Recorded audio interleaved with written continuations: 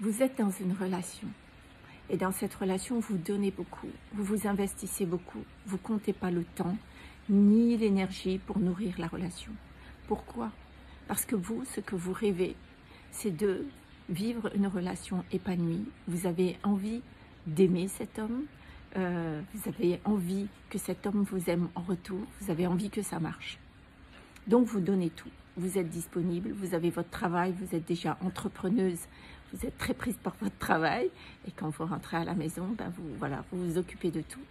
Vous faites tout pour que ça aille aussi avec lui, vous pardonnez, vous comprenez, vous vous adaptez. Et puis vous voyez que malgré tout ce que vous donnez, la relation ne marche pas. C'est-à-dire que vous ne recevez pas d'attention, de respect et de considération à la hauteur de ce que vous donnez. Donc vous ne recevez pas à la hauteur de ce que vous donnez. Qu'est-ce qui se passe? Et puis vous allez voir que aussi, quand cette personne vous quitte, eh ben, elle va rencontrer une autre femme avec qui il a un comportement complètement différent. C'est-à-dire qu'il va être très attentionné, il va donner de l'amour à cette personne. Et là, vous vous dites, mais qu'est-ce qui se passe? Vous allez vivre cette situation avec beaucoup d'injustice en disant, je ne méritais pas ça, je méritais d'être aimé. Est-ce que ça vous parle? Oui. Alors, où se trouve le problème? Le problème, en fait, il se trouve chez nous, les femmes, dans notre propre mode de fonctionnement, dans lequel il y a un dysfonctionnement. Vous savez que absolument tout est vibratoire, tout est énergie, tout est relié. Il n'y a rien qui n'arrive au hasard. Partant de ce postulat, qu'est-ce qui se passe? Il y a forcément quelque chose dans notre vibration, dans votre vibration, qui fait que cette personne va se comporter de cette façon-là avec vous spécialement. Donc, il se trouve que peut-être que vous, dans votre façon d'aimer, vous exprimez l'amour à travers le fait de donner beaucoup, parce que ça a été votre modèle familial. Peut-être que votre mère a fonctionné ainsi. Et donc, dans ce modèle familial qui est devenu une programmation à l'intérieur de vous, pour vous, aimer une personne, c'est s'investir à donner beaucoup. Donc, vous êtes dans une générosité sans compter, sans limite, dans la relation, au nom de l'amour. Sauf que, il y a une part de vous, à l'intérieur de vous, où vous vous dites, moi, j'ai envie d'être aimé pour ce que je suis, pour ma personne. J'ai envie que l'autre aime, même moi, aime ma personne. Et la dissonance, elle est là. La dissonance vibratoire, elle est là. C'est-à-dire que tout votre comportement et votre attitude au quotidien, c'est que vous manifestez l'amour à travers ce que vous donnez, alors que vous, au fond de vous, vous avez envie que l'autre vous aime à travers ce que vous êtes. Donc vous voyez bien qu'entre votre désir, la façon dont vous auriez souhaité et rêvé d'être aimé, est différente de l'attitude que vous adoptez tous les jours. Donc qu'est-ce qui se passe?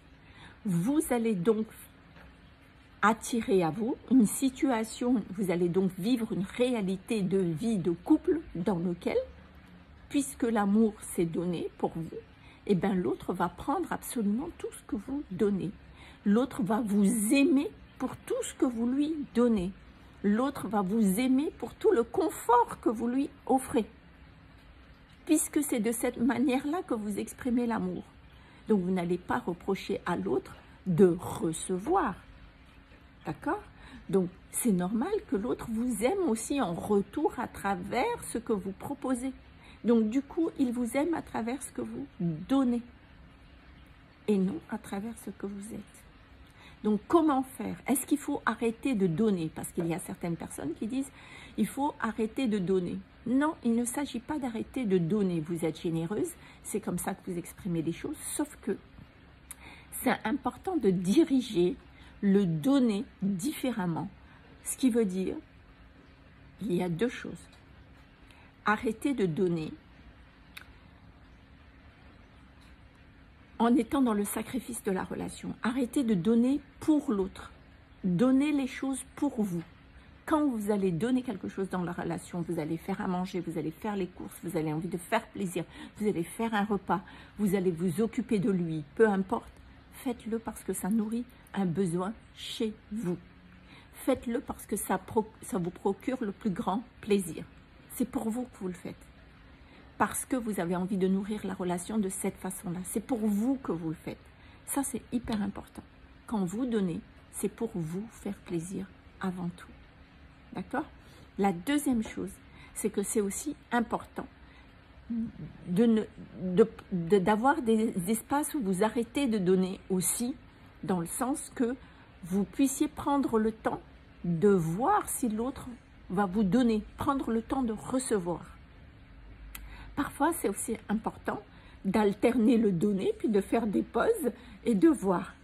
Vous ne faites rien, vous observez et vous allez juste voir si naturellement l'autre, si naturellement vous allez recevoir aussi en retour.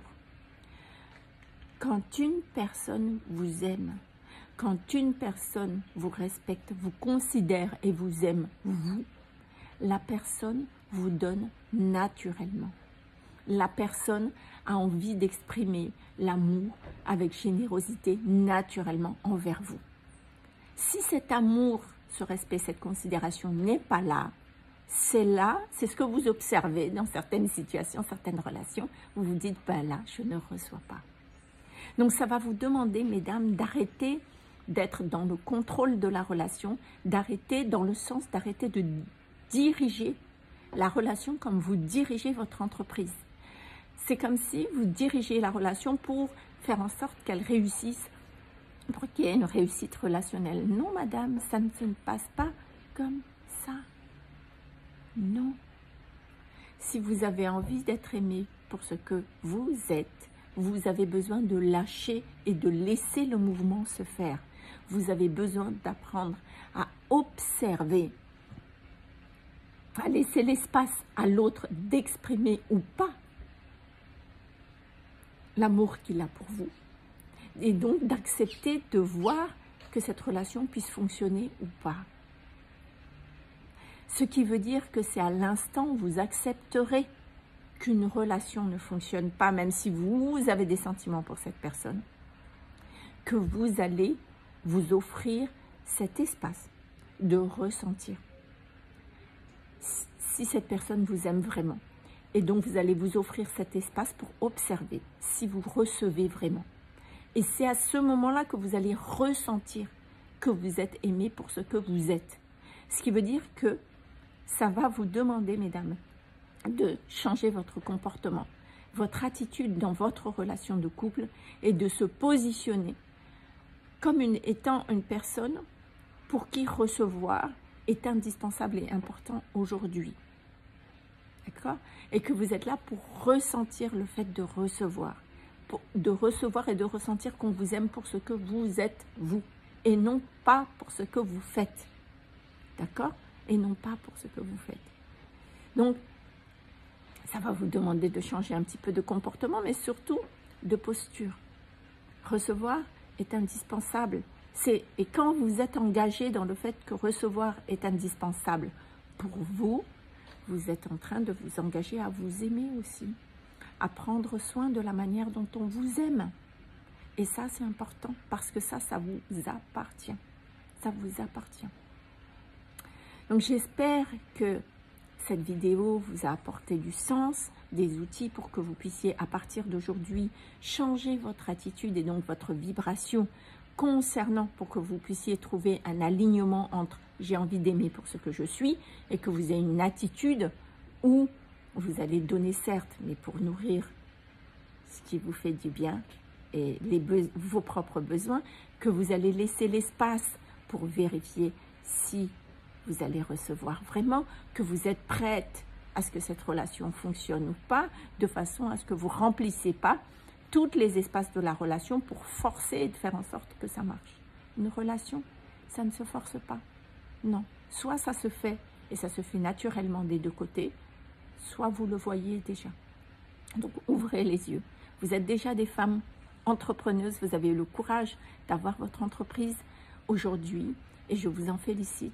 mais vous avez besoin d'aborder aussi la relation différemment, en laissant l'espace que ça puisse marcher ou que ça ne puisse pas marcher. Vous avez besoin effectivement d'acquérir une solidité émotionnelle qui vous permette de, comment dire, de construire et d'aller vers des relations beaucoup plus harmonieuses, équilibrées aussi pour vous, de telle sorte que vous puissiez aussi recevoir en retour parce que vous le méritez complètement. Si vous ressentez que vous avez des blocages, dites professionnellement, moi c'est génial, mais la relation d'amour c'est complètement, c'est Bogota, vous ne comprenez pas pourquoi. Peut-être que vous avez besoin d'un accompagnement. Alors je vous invite à prendre une séance déclic pour que nous puissions déjà aller voir les blocages qu'il y a dans votre inconscient et que nous puissions déjà commencer à transformer tous ces blocages pour que vous puissiez vivre la relation harmonieuse, amoureuse, équilibrée que vous désirez vraiment. C'est juste une question de réajustement, c'est tout. Réajustement vibratoire, à la source, on traite à la source. Donc contactez-moi si vous avez envie de cette séance déclic, ça se passe sur Zoom. À bientôt.